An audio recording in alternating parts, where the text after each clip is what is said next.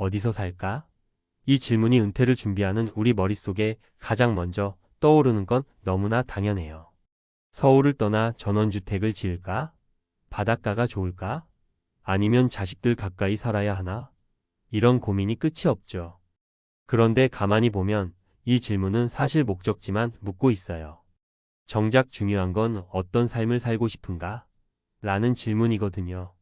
목적지가 아니라 여정을 먼저 상상해 보는 게 진짜 중요한데 우리 대부분은 여전히 어디부터 찾으니 문제예요. 저도 주변에서 은퇴 계획 얘기 나누다 보면 늘 비슷한 대화가 오갑니다. 강원도? 공기 좋은 건 좋아도 병원 멀면 큰일이야. 제주도? 땅값이 너무 올랐어. 서울은 너무 비싸서 택도 없고. 이렇게 지역별 장단점 따지다 결국 결론을 못 내리는 경우가 허다하죠.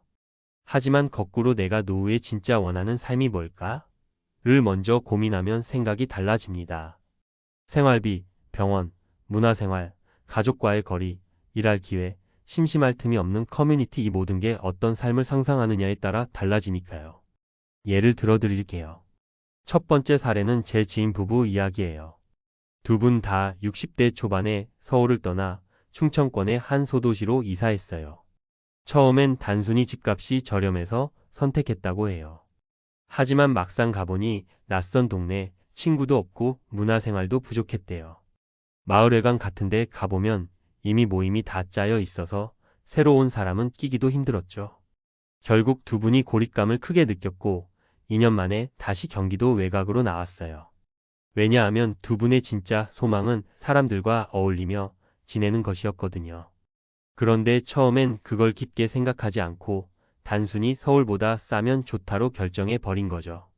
어디서보다 어떻게가 먼저였어야 하는 거예요.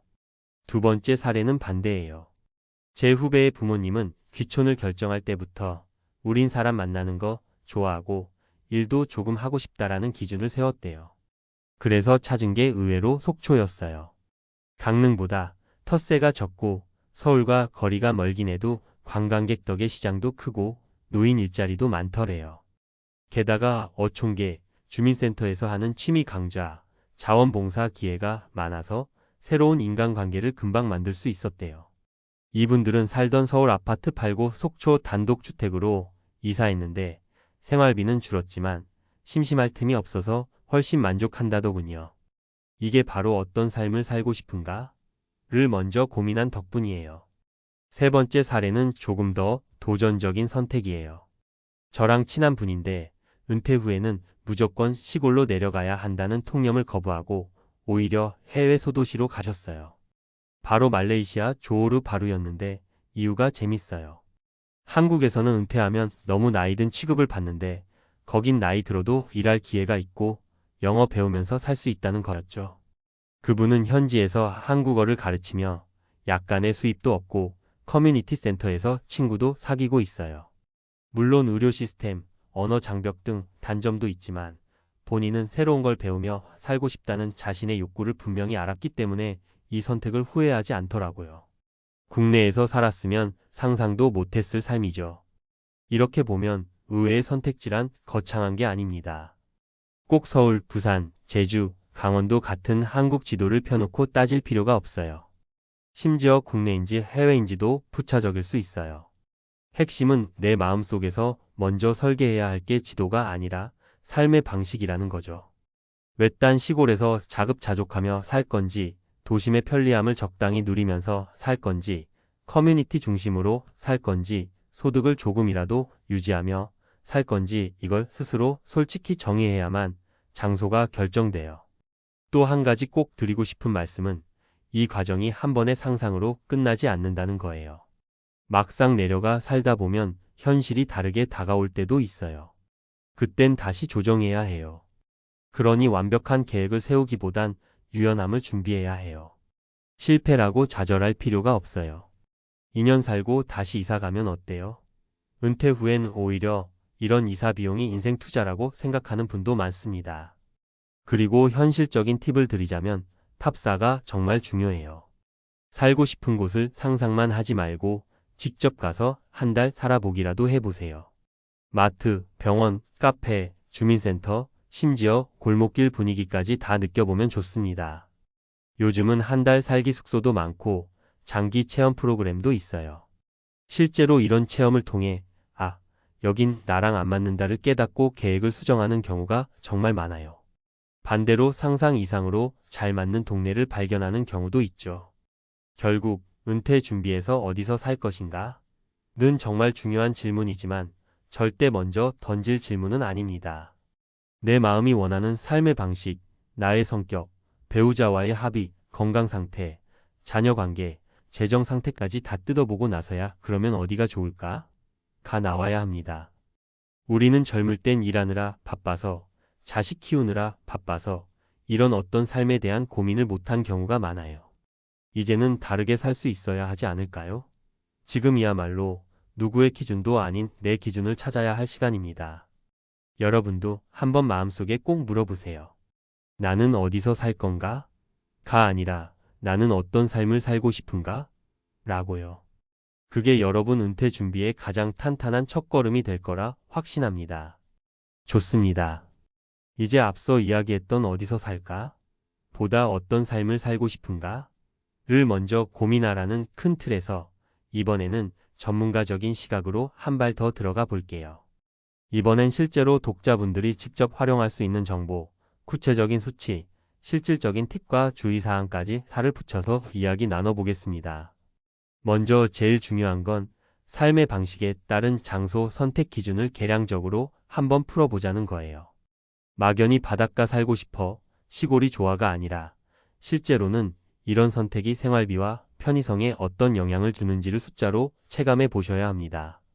예를 들어서 서울 도심의 60대 부부월 평균 생활비는 한국보건사회연구원의 조사 기준으로 약 30만 350만 원 정도로 잡힙니다.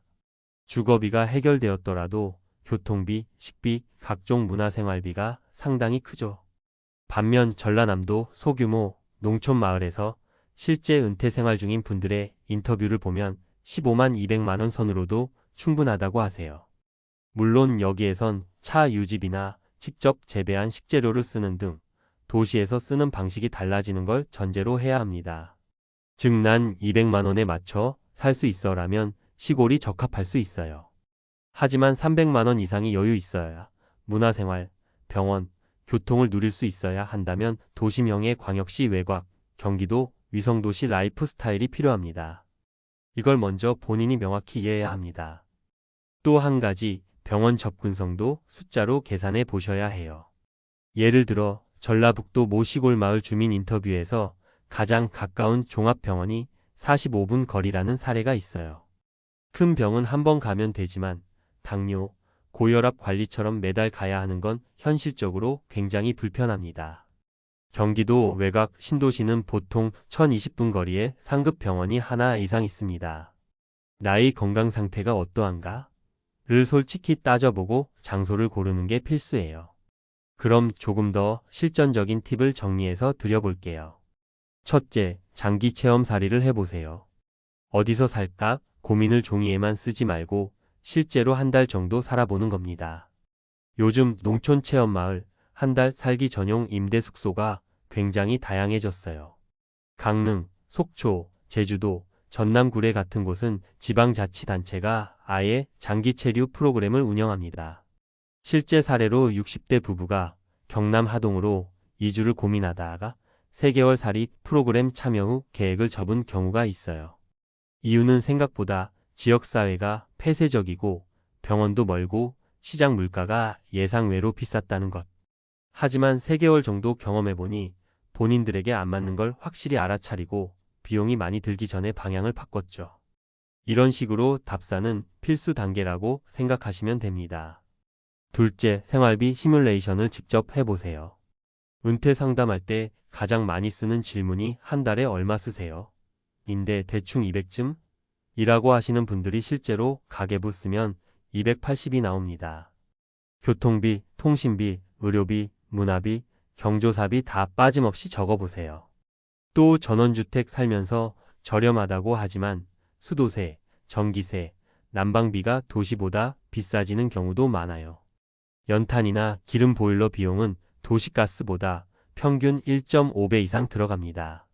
수도가 지하수면 관리비와 검사비도 예상해야 합니다. 이런 것들을 꼼꼼히 계산해야 내가 진짜 감당할 수 있는 곳이 나옵니다. 셋째, 커뮤니티의 특성을 조사하세요. 이건 정말 중요한데 대부분의 귀촌 실패 사례가 외로움 때문에 생깁니다. 시골이라고 해서 다 친절하지 않아요. 특히 토박이 위주로 이미 모임이 굳어있는 경우가 많습니다. 속초, 삼척, 서귀포 같은 이주민 비중이 높은 도시는 새로운 사람을 받아들이는 문화가 잘 형성돼 있어요. 반면 강릉 일부 지역이나 내륙 깊은 군단위는 텃세가 심하다고 평가됩니다. 팁을 드리면 이주민 카페나 SNS 그룹을 찾아보고 활동해 보세요. 거기에 올라오는 후기와 모임 사진을 보면 정말 그 지역의 분위기를 금방 알 수 있습니다. 넷째, 의외의 선택지도 항상 열어두세요. 많이들 국내에서만 고민하지만 해외 소도시도 좋은 옵션이 될 수 있어요. 말레이시아, 태국, 필리핀 등은 월 150만 원 정도 예산으로 풍족하게 살 수 있고 일부 지역은 한국어 커뮤니티도 잘 되어 있어요. 하지만 의료 접근성, 비자 문제, 언어 장벽은 꼭 현실적으로 점검하셔야 합니다. 또 국내에서도 시골 농촌으로만 생각하지 마시고 항구도시 속초, 통영, 광역시 외곽 광주 광역시 근교 담양, 대전 근교 세종 등 같은 의외의 지역이 적당히 시골, 적당히 도시 라이프를 동시에 줍니다. 마지막으로 드리고 싶은 주의사항은 이 모든 결정은 배우자와 합의가 최우선이라는 겁니다. 실제 은퇴 재이주 상담을 하다 보면 부부가 원하는 게 완전히 달라서 문제가 되는 경우가 정말 많아요. 한쪽은 조용하고 자연 가까운 삶을 원하고 다른 쪽은 편의시설, 문화생활, 친구가 있는 곳을 원합니다. 이건 정말 끝없이 대화하고 서로의 우선순위를 맞추는 과정이 필요합니다. 결론적으로 은퇴 주거지를 정한다는 건 단순히 집을 고르는 문제가 아닙니다. 앞으로의 2030년을 설계하는 문제예요. 내 생활비 수준, 건강 상태, 배우자와의 합의, 커뮤니티 적응력, 교통과 의료 접근성을 포함해서 꼼꼼히 따져보고 어떤 삶을 살고 싶은가를 먼저 정의하시면 그 다음 어디서 살까는 훨씬 수월해질 겁니다. 여러분이 이 글을 보시고 단 한 가지라도 스스로의 계획을 더 구체적으로, 현실적으로 만들어 가실 수 있다면 그게 제일 큰 보람일 것 같아요.